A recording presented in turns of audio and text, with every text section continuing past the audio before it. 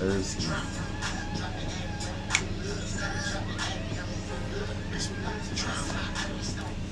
Yes, sir. Good morning to all, and to all a good morning. Yes, it's Saturday. You know I'm talking about June 21st. I am your host with the most single bands, the man, trying to get 100 grand. You know I got the plan, and I can't do it without you. Hit that like, hit that subscribe. Make sure we running it up. Today, guys, today, you know I switch it up. I don't try to do what everybody do. Sometimes I do what everybody do because it's popping, but I try to switch it up, do my own content, my own information, give my audience, you know what I'm saying, something different, something that they just can't, you know, turn on YouTube or Instagram or Twitter and see it immediately. But I had a great yesterday, Friday. I spent time with the family, took them out, we swam, we barbecued, we ate, we danced, we had a great time. I don't get to do that too often, you know what I'm saying, as much as I want to with the fam. But it was a great time. It was a great time. I had a blast. I was stuffed, full, you know what I'm saying? And I hope you guys enjoyed y'all Friday as well. But we bike. We bike on our bullshit. Let's go. Today on the chopping block, we got Joel Osteen. He fucked up and had Katt Williams on his show, podcast, whatever it was, and the boy ate his ass up. Pause. Katt Williams went in on him. I heard he didn't hold back. So we finna check out and see what's the you know, what's going on in these YouTube streets. Let's do it. Yes, sir. We gonna get to the bottom of it.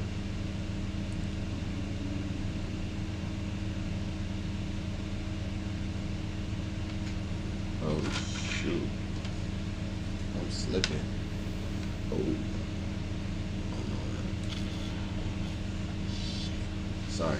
Sorry guys. My bad. I'm working with a monster. God, then it's pretty messed up because now you only got you to believe in. Katt Williams is making noise again, and you already know he's not here to play. Remember that Wild Club Shay Shay interview? The one where he went all in on Hollywood's elites, pulling back the curtain on the shady side of showbiz? Well, now he's shifted gears. Instead of taking shots at fellow comics like Steve Harvey or Cedric the Entertainer, he's aiming higher, at Joel Osteen. Yup, that Joel Osteen. The prosperity gospel guy with the arena-sized church and that insane mansion. If there's one thing about Katt, he's gonna speak his truth, unfiltered and unbothered. This time he's setting his sights on Osteen and not holding back at all. Katt's not just throwing out insults for shock value either. He's labeling Osteen a full-blown false prophet and says he's got receipts to prove it. From the flashy lifestyle to those feel-good sermons that seem more about bank accounts than the Bible, Katt's calling the whole thing out. Katt Williams reveals everything. See, the Osteen situation fits right into the bigger picture Katt's been painting for years, one where exploitation and performance go hand in hand. According to him, the darkness in Hollywood isn't limited to movies and music. It creeps into every part of society, even religion. Remember how he tore into Steve Harvey, Cedric the Entertainer, and Kevin Hart during that Club Shay Shay interview? He wasn't just roasting their punchlines. He was basically accusing them of playing roles to stay in good standing with the powers that be. Katt's whole thing is that these high-powered individuals, whether they're in entertainment or religion, are just performers, actors who've mastered the art of looking real while pushing their own agenda. Now take a second and think about Joel Osteen through that lens. The packed stadium-style church, the feel-good TV sermons, the shelves of bestsellers, the private jets and mansions. Katt's saying it's all part of a carefully crafted character. A persona built to draw people in, and rake in the cash. He's not just critiquing the message, he's going after the whole image, questioning whether the flashy charisma and positive vibes are real, or just part of a big performance. And honestly, that same pattern he calls out in Hollywood, where it's not about raw talent but about playing the game. Katt's suggesting that exact dynamic is alive and well in the world of megachurches, that it's less about faith, more about fame. According to him, Osteen isn't leading with spiritual purpose, he's maintaining a brand. But this isn't some new hill for Katt to die on. He's been called... Hey, that's a lot of these fake prophets out here. And, you guys got to become one with the Lord yourselves.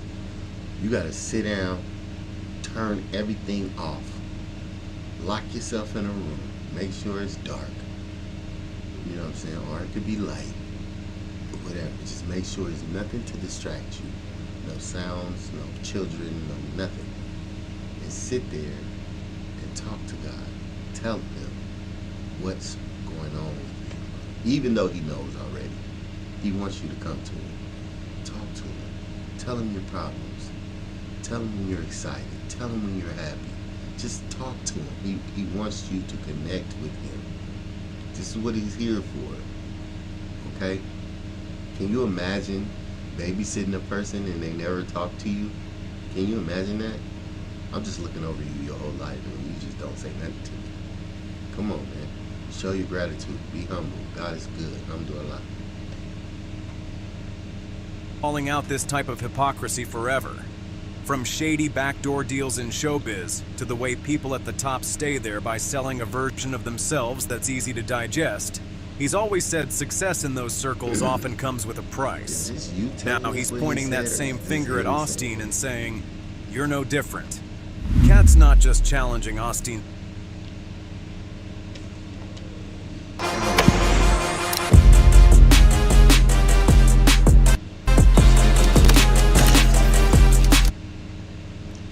Just challenging Osteen's theology. He's coming for his authenticity. He's pulling back the is this showbiz. Osteen's fake persona. Here's where it gets wild. Katt claims that Osteen has actually admitted to being an actor. The smile, the positive vibes, the polished sermons. It's all a performance. If that's true, it flips the whole thing on its head. We're not just talking about theological disagreements anymore. We're talking about whether the guy's even being real. And if he is acting, Katt asks the deeper question. Who's behind the curtain calling the shots? Who benefits from the illusion? Now, if this man is acting, and he got the biggest congregation in America, damn near, if he's acting, this is crazy. That means his whole congregation is dummies, straight fools. How can you be fooled? This is crazy. let's talk about the prosperity gospel, because Katt's not letting that slide either. He's super vocal about how this faith equals wealth mindset completely distorts the heart of Christianity. He says it's not supposed to be about stacking money or showing off your blessings with flashy cars and huge mansions. Right. Faith, according to Katt, is about gratitude, humility, generosity. He even breaks down tithing, saying it's meant to be an offering of thanks, not some cosmic payment plan to get favors from above. Right. He's straight up calling the prosperity gospel a scam, one that preys on people's hopes, especially those just trying to better their lives. And of course, in his eyes, Joel Osteen is one of the biggest faces of that system. Katt sees him as not just a smooth-talking preacher, but part of a much larger, more dangerous cycle, where religion is being flipped into a money-making empire. He draws the connection to others in the same circle too, like Kenneth Copeland flying around in private jets, Creflo Dollar famously asking for donations to buy one, and Benny Hinn living large in luxury. These guys preach about modesty and sacrifice, but live like celebrities. Katt's not buying it. To him, Osteen isn't an exception. He's right in the middle of a system that profits off of belief. He's putting a spotlight on the hypocrisy. Osteen claims he doesn't take a salary from the church, but he's pulling in millions from books, speaking gigs, and donations, all from followers who are told that giving to him will somehow bless them. Katt's not having it. He's saying the whole thing feels off, like a high-budget production built to look holy, but really designed to cash in. Let's be real. Joel Osteen's been catching side eyes for years, and it's not just from folks who disagree with his sermons. It runs deeper than that. A lot of people feel like something just doesn't sit right with him. They see this polished, ever-smiling televangelist preaching about abundance, success, and divine blessings.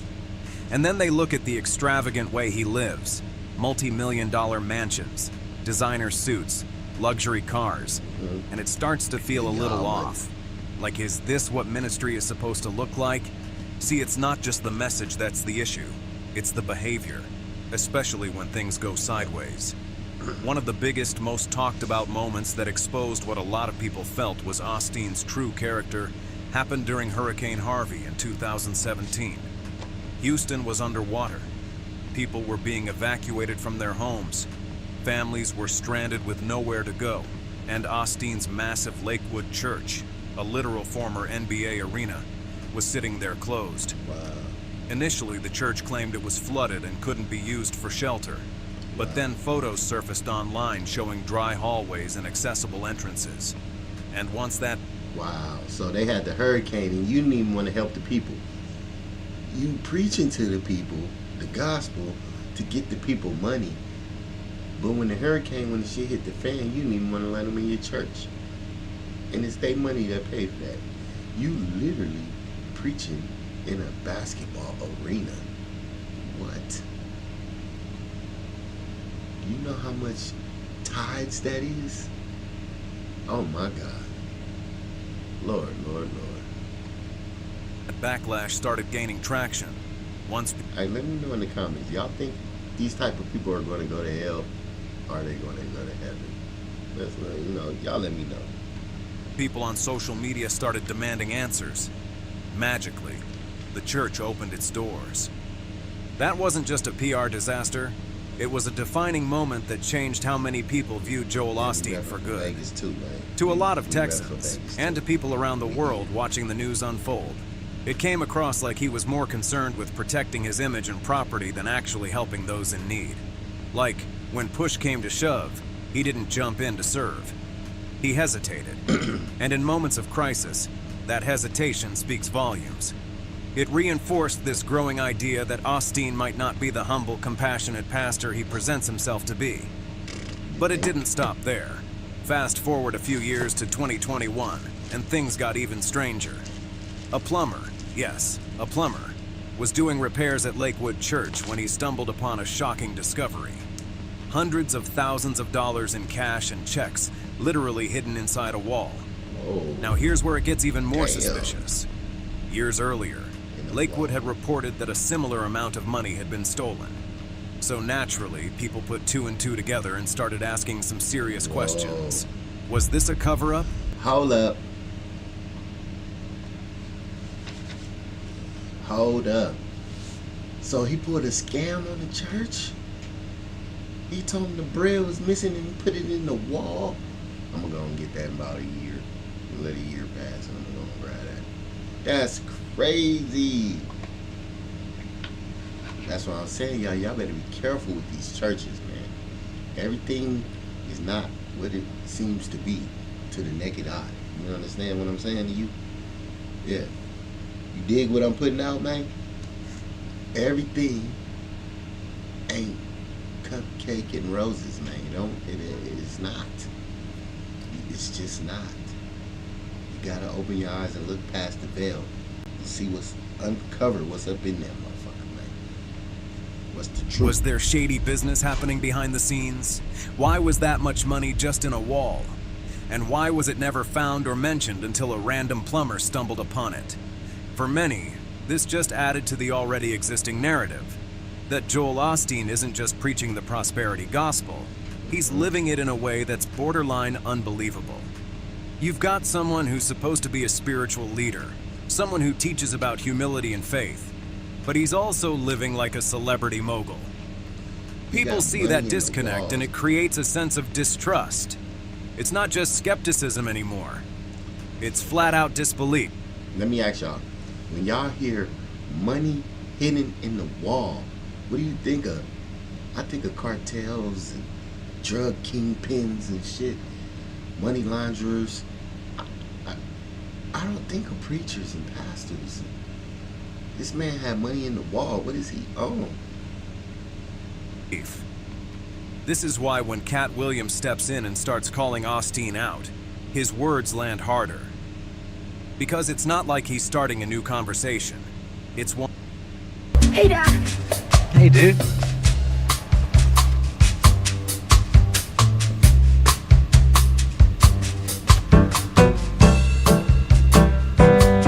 Thanks, bud.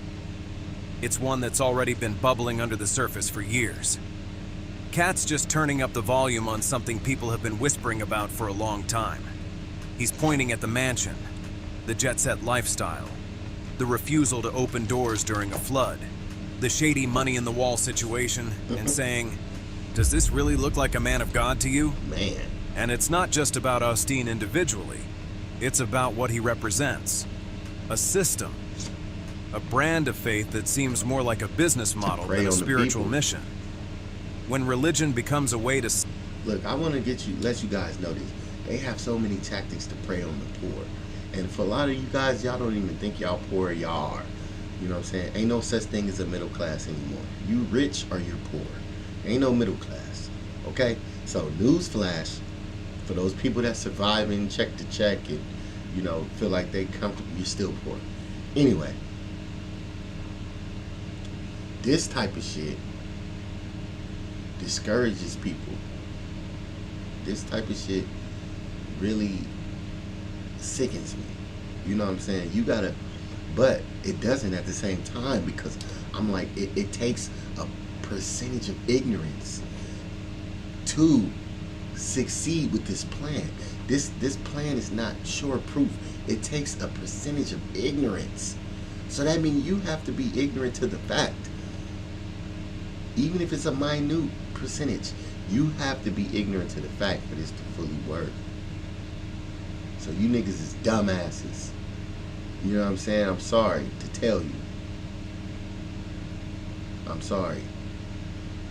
You're dumb. Everybody that's a part of this man congregation is an idiot. Forgive me. sell books, gather millions, and build personal empires, people are going to question the authenticity behind the pulpit. And Joel Osteen? He's at the very center of that storm. When you step back and look at the bigger picture, things get complicated. Joel Osteen isn't your typical pastor. He's not out in the community doing grassroots outreach, visiting the sick, feeding the hungry, or getting his hands dirty with the people. Instead, he operates like a celebrity. He's on national talk shows, giving motivational speeches, and selling out stadiums like he's on tour. For money.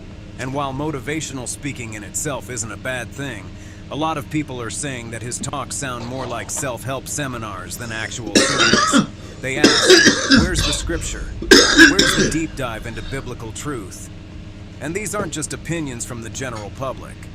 Other respected religious leaders, people who have spent their lives studying and teaching the Bible, are calling him out too. They're accusing Osteen of watering down Christianity, stripping... Can you imagine if you really doing this? You really, like that church in, what is it, Georgia? What is it, 1908 or something like that? 1801? That's a good church. I listened to a few sermons from that brother. And how you know it's a good, genuine church is he streams it for free. You can watch it online for free. You ain't got to donate a dime. He wants you to get this message. He wants you to get this word. God came to give you this work. You understand? That's a church. And eventually he's going to receive his blessings, the fruit of his labor. He's going to receive that. That's just how it works. But people like this guy right here, they want it off top. They come in just for that. They don't come in to give the message. They come in for the money. They know that the money, the message is the money. So we don't even care about the message. Just get it to get the money. Fuck what they receive. You know what I'm saying? But we gonna make it sound good. We ain't gonna have you out there looking like a goof. We gonna make it sound good. We gonna have some of the best philosophers in America put together a nice little sermon for you. This is crazy. Taking away the more challenging and uncomfortable teachings just to make his message more appealing. And that's the issue. But this is what God was telling us about, these false prophets. If you've never seen a false prophet, you looking at one. There's a lot of them out here. Because in trying to appeal to everyone, they feel he's lost the heart of the message. His sermons are packed with affirmations and positivity, which again, isn't necessarily wrong. But many say they're lacking real theological depth.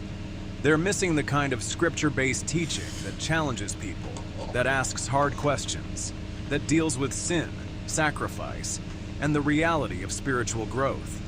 Hey, for the record, over here in the band's land, you know what I'm saying? If y'all gang, you know, we together. Y'all hit me in the comments and let me know, you know, if there's some topics y'all want me to cover, deep dive into, get to the bottom of. Y'all let me know. I mean, I'm interested in different things as well. Y'all might not be fully interested in everything that I'm interested in, so shoot your boy a shot. Let me know. You know what I'm saying? Take a village. Instead, it's a lot of believe in yourself, think positive, and good things are coming. And that kind of sounds more like branding than ministry. That's where Katt Williams steps in with his now viral commentary. He's not just making fun of Joel Osteen, he's raising serious questions. Katt's tapping into something that's been on a lot of people's minds for a long time. Is this guy real? Is Osteen truly a spiritual leader, or is he just playing a role? Katt even goes so far as to say that Joel himself admitted to being an actor, which, if true, is a huge claim. Because if the whole persona is just a performance... Yeah, that's crazy. If that nigga admitted to being an actor, his whole congregation is fucking idiots. I wouldn't have been back at that motherfucker if I was there after that hurricane and you didn't let us in. Are you serious? You know how much motherfucking money I put in this church? I'm behind on my mortgage because I donated to this church. And I can't come in? Wow. Wow. Wow. Shit is just wild, man. Then who's directing the show? Who benefits from it? Katt isn't just questioning one man. He's calling out the whole system. He's suggesting that entertainment, politics, and religion are all part of the same machine. That these high-profile figures are all playing parts in a bigger game meant to distract, influence, and, let's be honest, manipulate the public. And according to Katt, guys like Osteen aren't outliers. They're key players in a system that trades hope for profit. It's a pretty bold accusation. But it lands because the doubt is already there. People still remember the Hurricane Harvey scandal, when Osteen's church initially refused to shelter flood victims. They remember the plumber finding hundreds of thousands of dollars hidden in a wall at Lakewood Church. They see the private jets, the mansions, the lifestyle, and they start asking, how does this align with the humility and service that Jesus preached? And so when Katt says Osteen's a performer, people listen, because to many it's not a new idea, it's confirmation of what they already suspected, that the smile, the style, the stadium-sized sermons, they're all part of a carefully curated image. And the goal isn't spiritual transformation, it's branding, it's influence, it's wealth. Katt's message is bigger than just one preacher. He's saying we need to look closer at who's feeding us these messages. Are they shepherds guiding their flock, or salesmen pitching a product? Are they speaking the truth, or selling inspiration? That's the real conversation happening here, and more people are starting to ask the same questions. Katt Williams has sparked some strong reactions, and the range of responses to his comments really highlights just how complex these issues are. On one side, you have people who are fully behind him, praising him for speaking truth to power, especially when it comes to figures like Joel Osteen.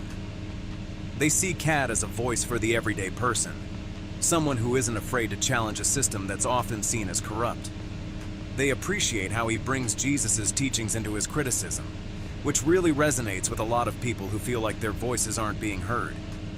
But of course, not everyone agrees with Katt's approach. Some believe he's oversimplifying things or being unfair to people like Osteen. And that's completely understandable. These topics are nuanced. Faith, influence, and accountability are complicated, so it's healthy for there to be debate about it.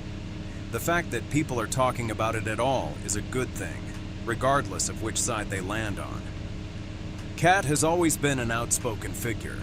Even when it gets him into trouble, whether he's been blacklisted, made fun of, or even arrested, he continues to speak his mind. That's a quality many admire. Some folks even view him as someone who's brave enough to risk his career for the truth. He seems to be one of the few who is willing to challenge powerful people and institutions. And this is how to get in shape fast. If you want to drop this, start eating more of these. You might think this would take years to learn, but I'm going to teach it to you in 60 seconds. Watch this. Visceral. And that's no small feat. People trust Katt because they believe he sees things that others miss. And sometimes, his predictions about society seem to come true. He's also not afraid of the backlash. If anything, it seems like he expects it.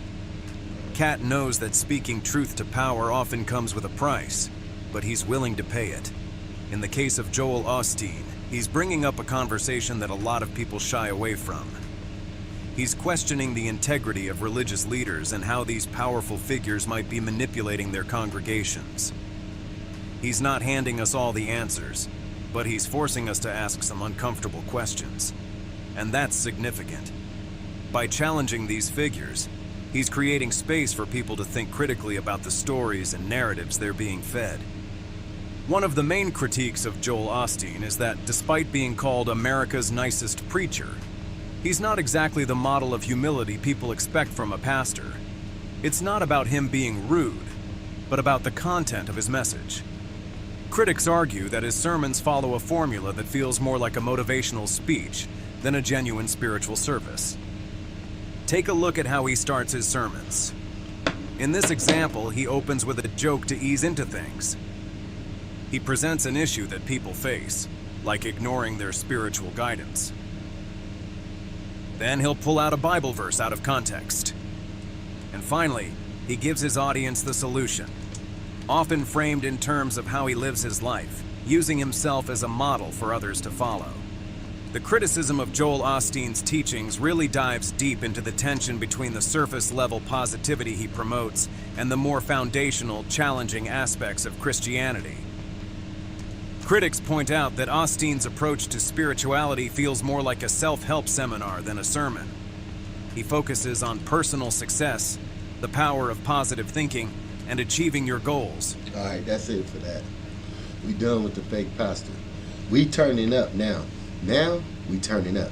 Are y'all ready for September 13th?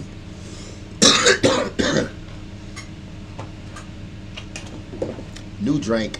Are y'all ready for September 13th? September 13th, Las Vegas, Nevada. The biggest fight in boxing history. Let's go. Canelo Alvarez versus Terrence Bud Crawford. We got the full press conference. Let's see what it do. I'm ready. I'm hyped. I am lit. Live, only on DAZN. Jake Paul versus Chavez Jr. One is defending a name, the other is building one. The ring doesn't care where you come from, only if you can survive in it. Saturday, June 28th, Jake Paul versus Chavez Jr. Buy now at DAZN.com/boxing.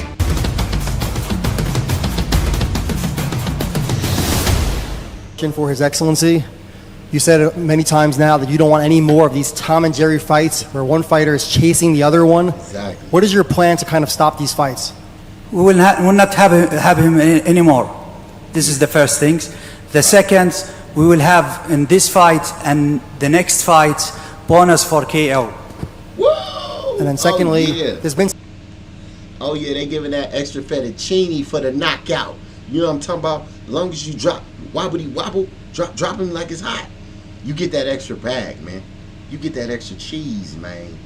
Shout out to Turkey, Shaheed. Shout out to Turkey, man. Shout out to him, man. some social media speculation, we'll say, about when this fight is going to take place. So when will it be? Who's asking about the time and the place? Can you be specific? Yeah, we saw Oscar De La Hoya trying to say that the fight was going to take place maybe in the daytime. Yeah, this is what I want from you, to say his name. I decide with Dana White to have a breakfast in MGM at 10 a.m. inshallah. Then we will go to the arena to have the fights quick, and after that we will go dinner to Carbon, and in the night we will watch Conjuring because it will launch in September. Oscar De La Hoya wastes my time with this question.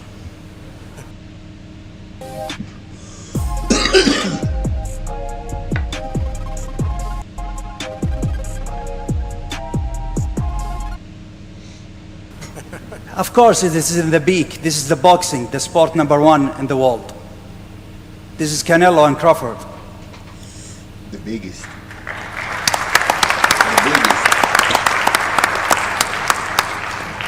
All right, on the left-hand side here. Your Excellency, Tassie Brown from Australia, FightHot.com. First of all, congratulations for everything you've done for boxing since you've come into the game. They've gave us many great fights. Facts. Give it up for what he did to the sport of boxing. He's totally redefining boxing. He's turning this shit up. We making the good fights now. Ain't nobody running no more. I got the bag. Y'all want the bag? Y'all running? See, you motherfuckers was running and only worrying about the bag. Y'all fighting chumps. Now, the bag is here and he finna make y'all fight. Yeah, pull them wobbles out. And you continue, Your Excellency, to keep giving us greater fights. You're a boxing historian yourself. Do you think this fight resembles Marvin Hagler, Sugar Ray Leonard in the 80s? The fact that Canelo and Terence Crawford are the two great pound-for-pound legends, both first ballot Hall of Famers in the future, and Terence is going for his third undisputed, Canelo defending his second undisputed. Do you think it's a resemblance of Sugar Ray Leonard, Marvin Hagler? I will start with Crawford. Crawford coming to this fight, two-time undisputed champion, with the O in his record of losing. He got a donut. He dreamed to be the third time the undisputed champion. Second, it is Canelo who's fighting everyone. If you see the brilliant CV of Canelo in the last 20 years, he's in the ring, he fight everyone. And I don't think Canelo will give Crawford chance to beat him, especially if Crawford go 2 weight up. It will be something Canelo doesn't want it in his record. This will be one of the best fight in the last at least 10 years. And I need to mention why we choose Netflix. Netflix is the big platform. Second, if you ask about the numbers of the subscriber and the pay-per-view, let's see the record. In that time, in 2015, 2013, the internet and the piracy was not like now. Now is the best options to go with the big platform, and I think this fight we will have the big record around the world, and we will show the world what is real boxing. Especially Netflix, we will show them what is the real boxing. All right, and the final media question right over here. Question to His Excellency. You said earlier about the fact that you had both Canelo and Crawford round for a dinner last night. Can you talk to us a little bit about the reason behind that, what was discussed, and whether any future plans are in the works? Because I know you're constantly trying to tick off new venues and break new records. What could be next after this fight? This is from our traditional way in Saudi Arabia, to have our guests in our home and to see them together. And in the last 3 years, you've been here in the kingdom a lot. We deal with our people who's coming here as a guest, like a king. They came here like a king, and we deal with them with respect, and we talk about the future. That's how you deal with guests. You see what he talking about? When people come to his country, he treat them like a king. You feel me? That's what you do. That's an example right there. That's why nobody want to fuck with them. For me, they got that shit in order. You know what we have with Canelo for the next 2 years, and we will try to extend this relationship. It will not be only in boxing. And you know my relationship with Crawford. We have a lot of plan in the future. We talked yesterday, and they are professional, but I think starting from last night, they know what they need to do. Thank you so much, and I will make the legend continue. Thank you.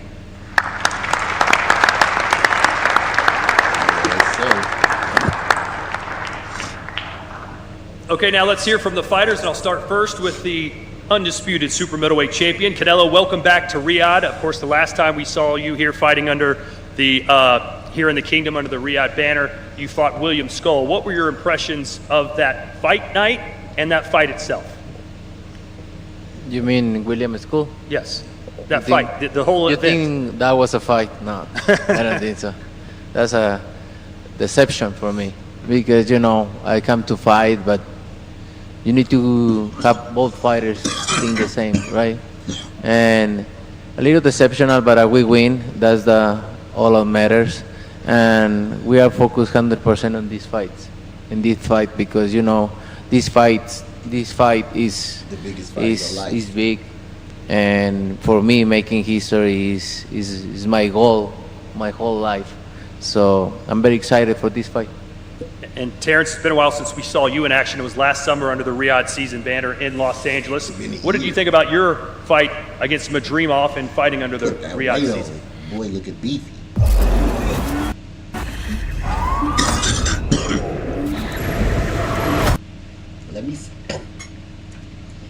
Let me say this. Yes, I'm going for Bud Crawford. Yes, I'm going for Bud Crawford. Not because he's black. Because I fuck with Canelo. That's one of my favorite fighters. If he wasn't fighting Terrence, I'll be going for him.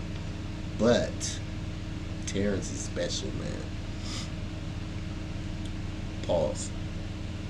Terrence got the skills to pay the bills, man. I watched him. That last fight, people keep talking about that last fight and how he looked like. That last fight was a tune-up for him. Just to get used to that weight. Because he's going up again. You hear me? Watch what he do to Canelo. I'm going to have some money on this.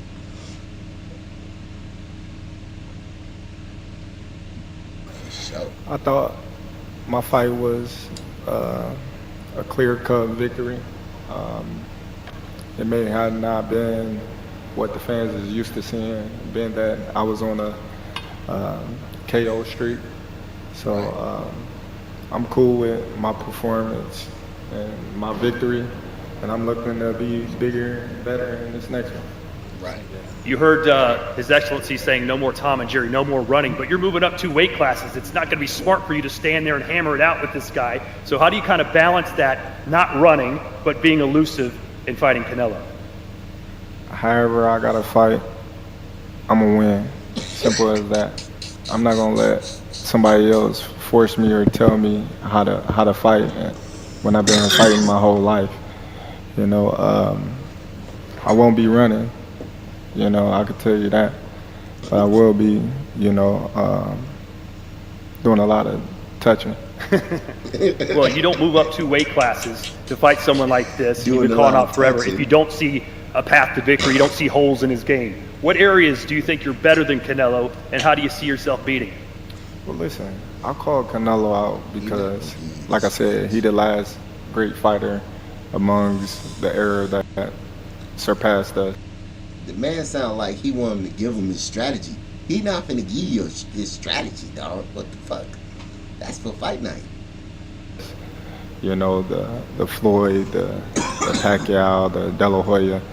We both came up in that era, and he was right there with those fighters, and he got the chance to fight the Miguel Cottos, the Floyd Mayweathers, and, you know, the Kovalevs and Triple Gs, and I wasn't able to get those mega fights you know. So this is my mega fight. This is my moment, and that's the reason why I want to fight an all-time great like Canelo.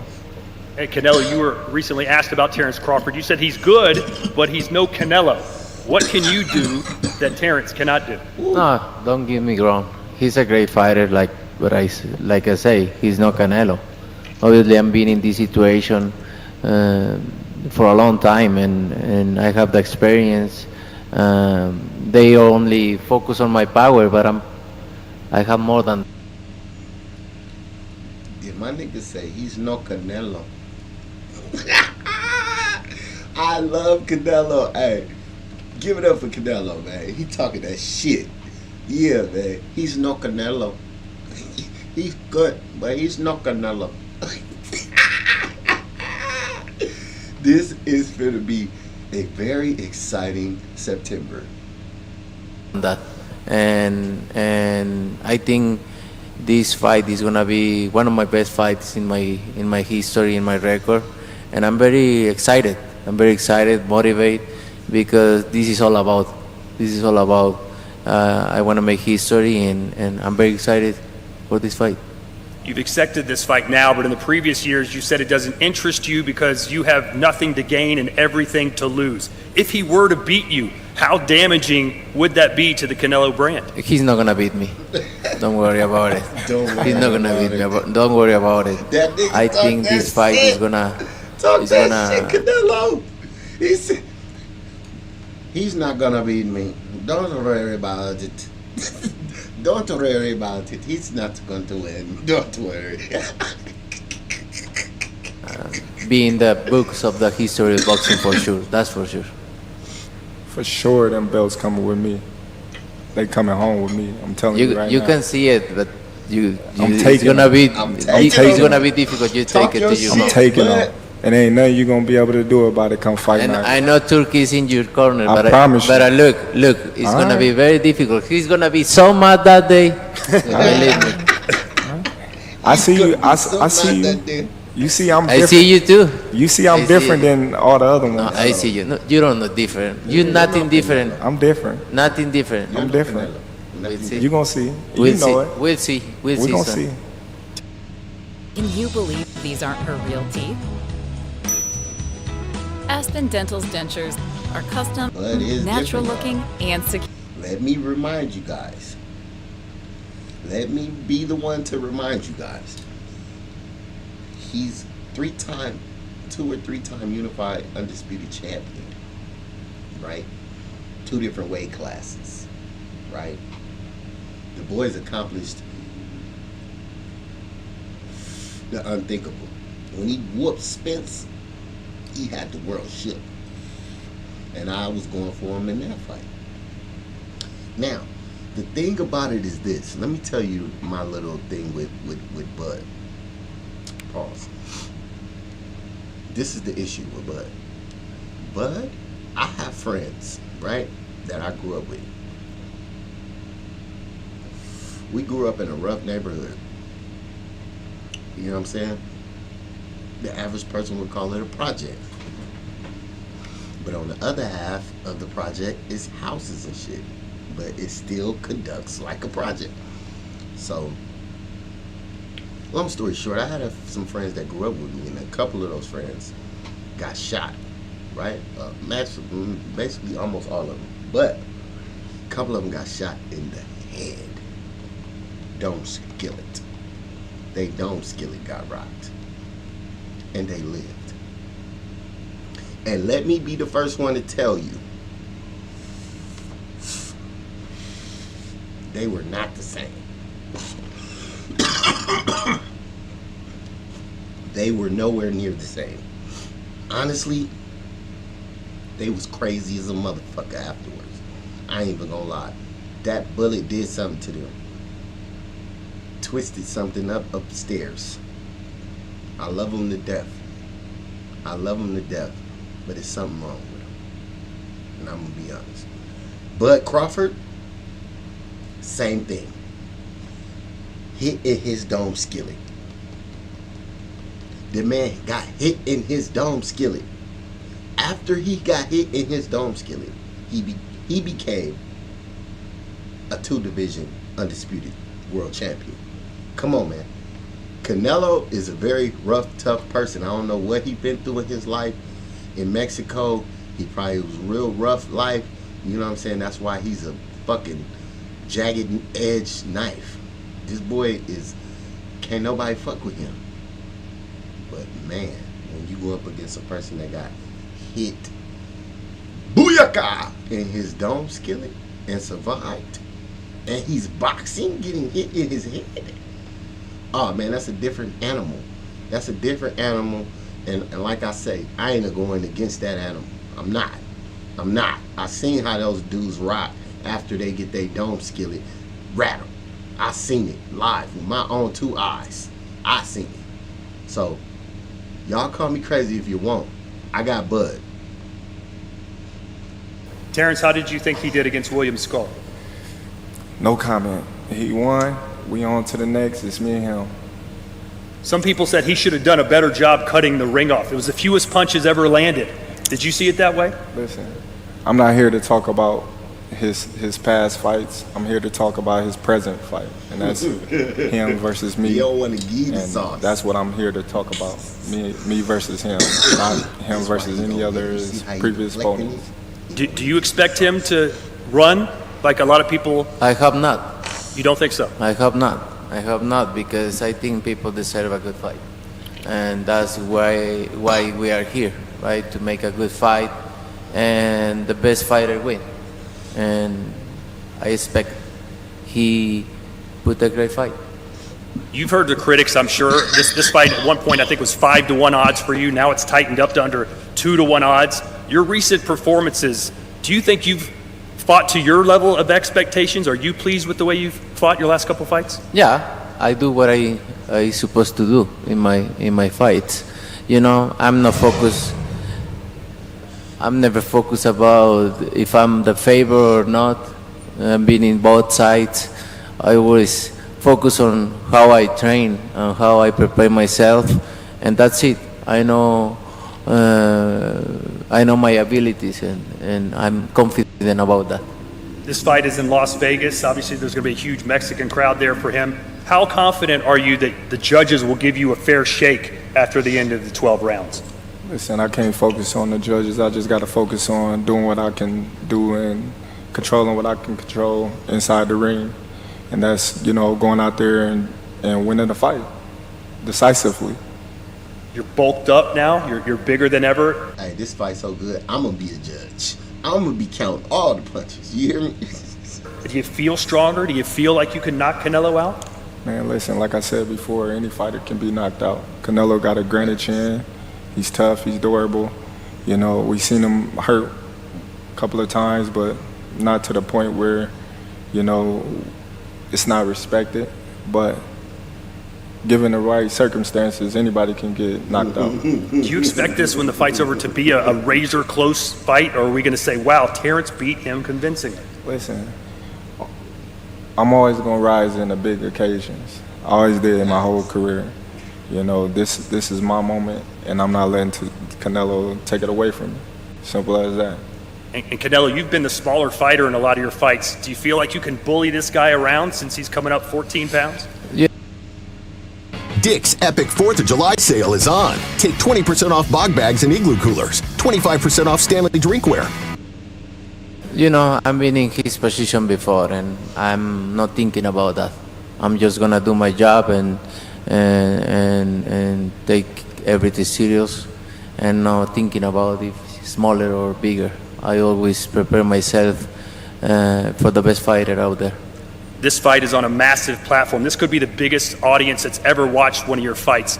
Is it good enough for you on Netflix just to beat Terrence, or do you have to put on a show? I'm a winner. I always thinking about the win, and I'm coming to win.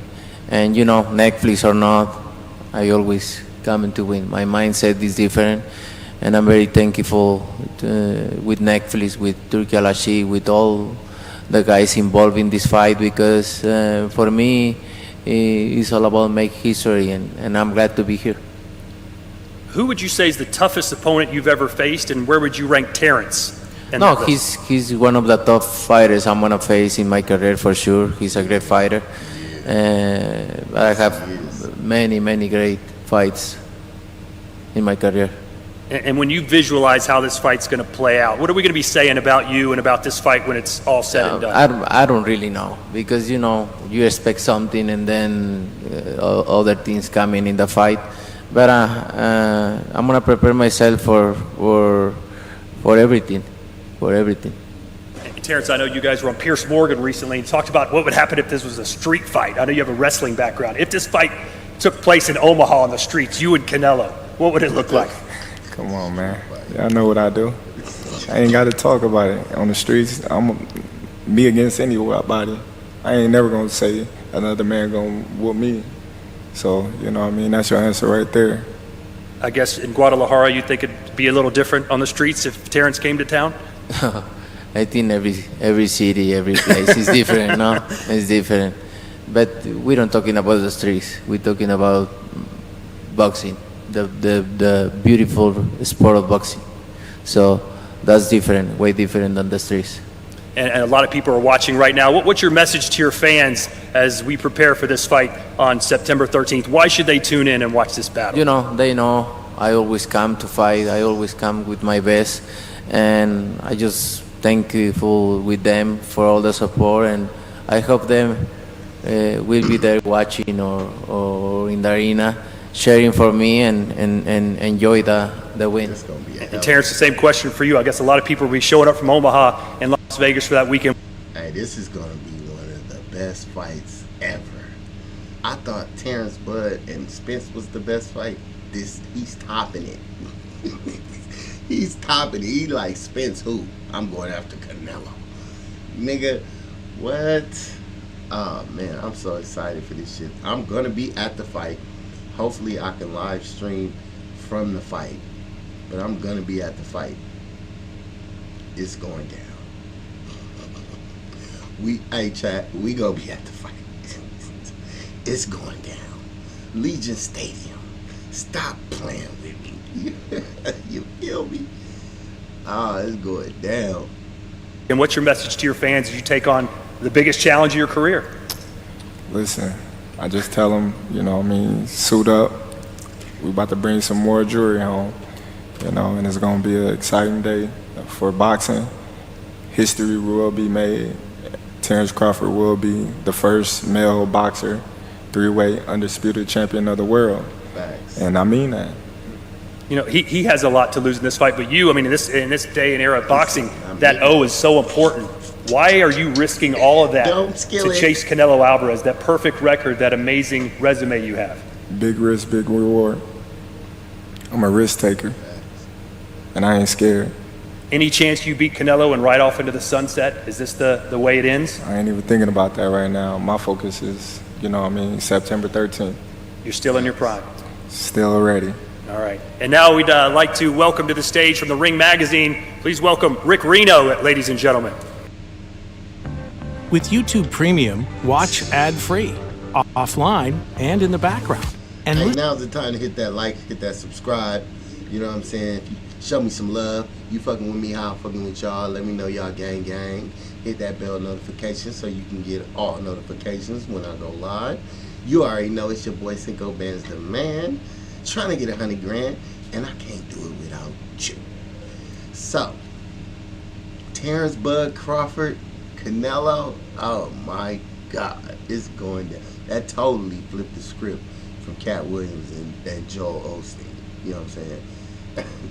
The con artist. That boy has some motherfucking cons for your ass. He's sticking money in the walls.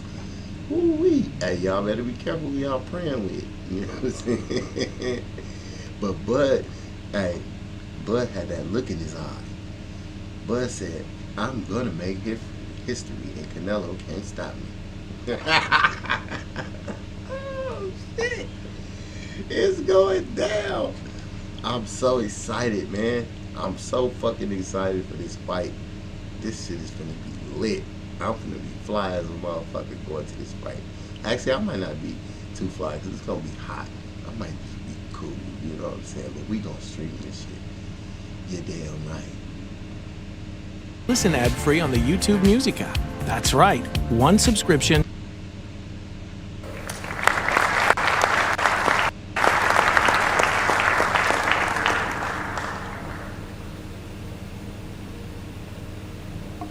They bring the belts. Ooh, they're bringing the hardware.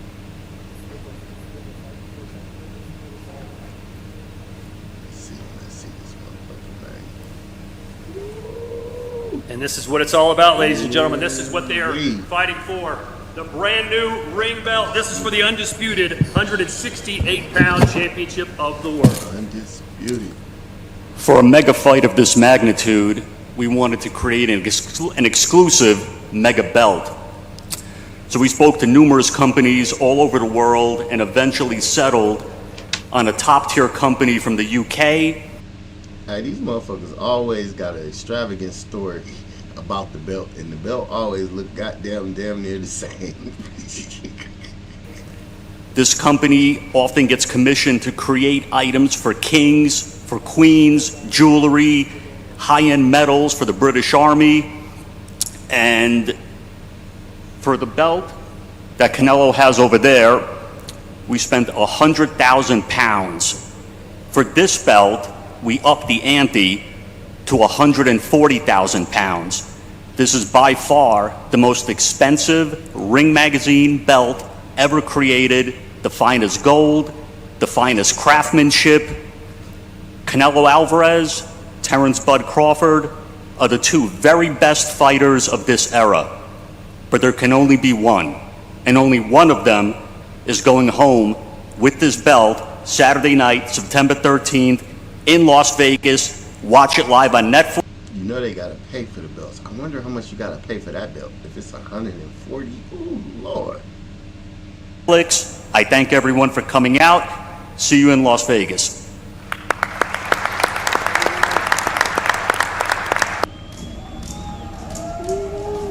Look at Bo Mac.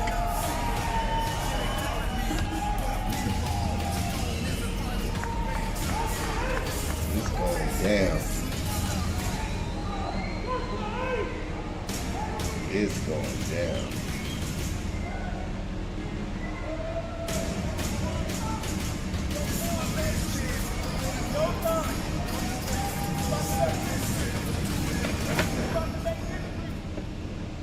Hey, I know y'all seen his manager right there, Big Bo Mac. I heard he had something to say to Canelo already.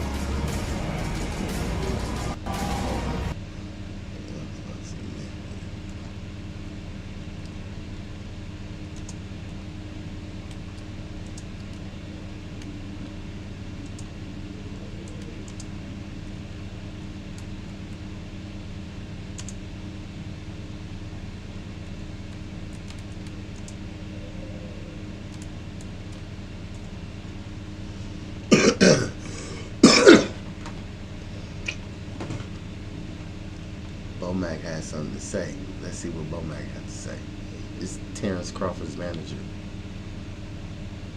I'm Kristi Noem, the United States Secretary of Homeland Security. Thank you, President Donald J. Trump, for securing our border and putting America first. Now, President... Live, only on DAZN. Jake Paul versus Chavez Jr. One is defending a name, the other is building one. The ring doesn't care where you come from, only if you can survive in it. Saturday, June 28th, Jake Paul versus Chavez Jr. Buy now at DAZN.com/boxing.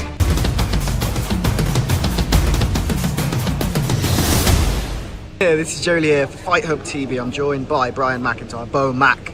Just had as you can see here, the full name on display. How did you find the press conference? It was cool, man. I liked it. I liked the way they presented it.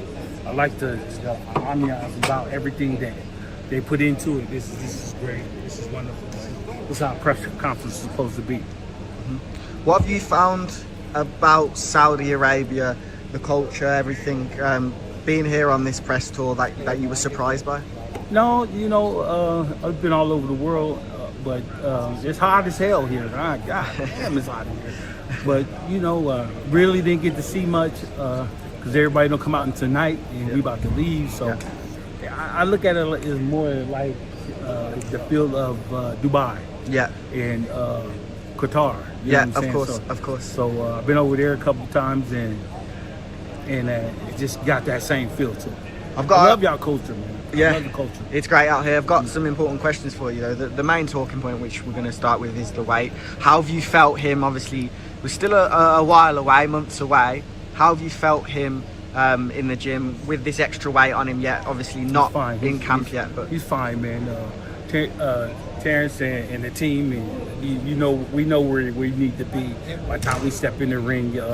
We got the doctors and the scientists and the nutritionists and everybody that's in camp that's going to do their part to get where we need to get. How much more? My boy got doctors and scientists behind him. What? Do you hear this? Canelo, if you ain't got doctors and scientists behind you, boy, oh my God. You a great fighter. This is finna be a good fight. Power does he have? He got some thudding power up there. And we're just going to sustain it for 36 minutes.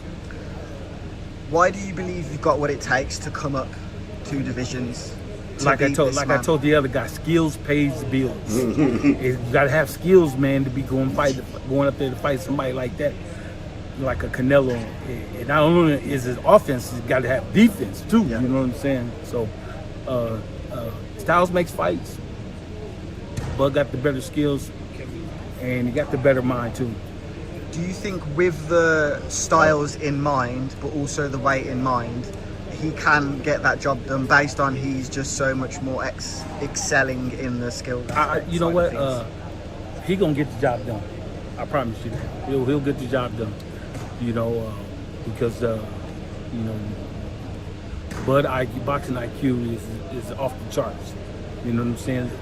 Next to Canelo, I'm not taking nothing away from him, but Bud just a little bit better. I can tell you fully believe in your fighter, and he believes in himself too. There was a slight back and forth at the press conference there. That was just a battle of belief. Who believes they're better? Obviously, Terrence believes he's better. Did you look into that? What happened at the press conference there as the first That's war just of words? That's just press conference, man. The reason why I believe into my fighter is because from day one, the first day he walked in the gym to where we at now, we haven't lost yet. Okay, he got a loss. He got 2 losses. How does that affect him coming into this fight? One thing about this, I always remember this. He got 2 losses, right?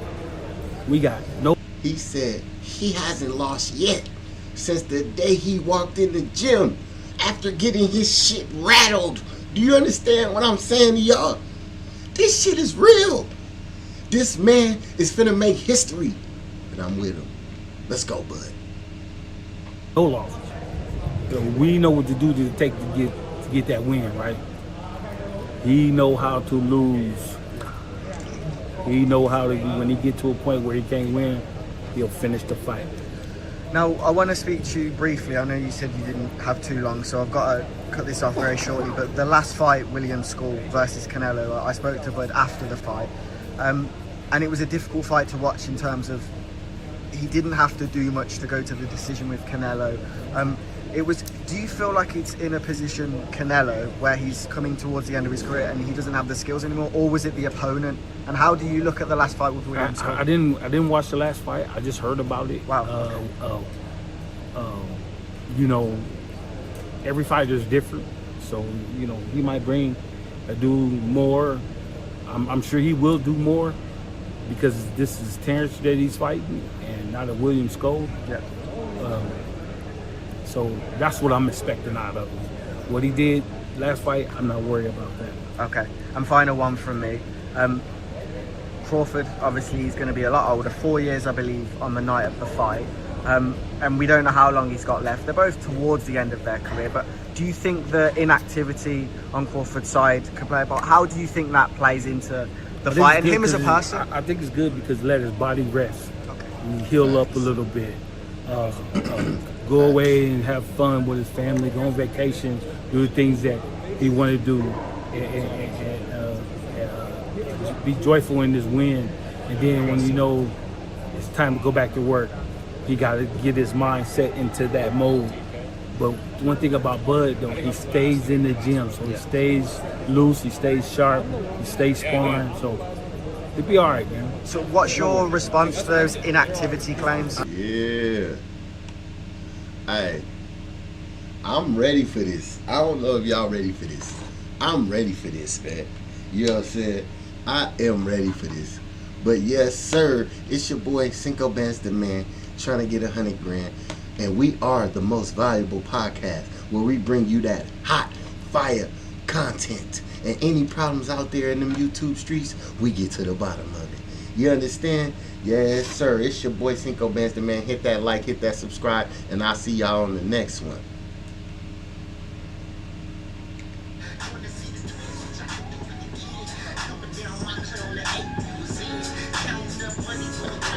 Shit got real when I had my first key. Bitch, we about to drop.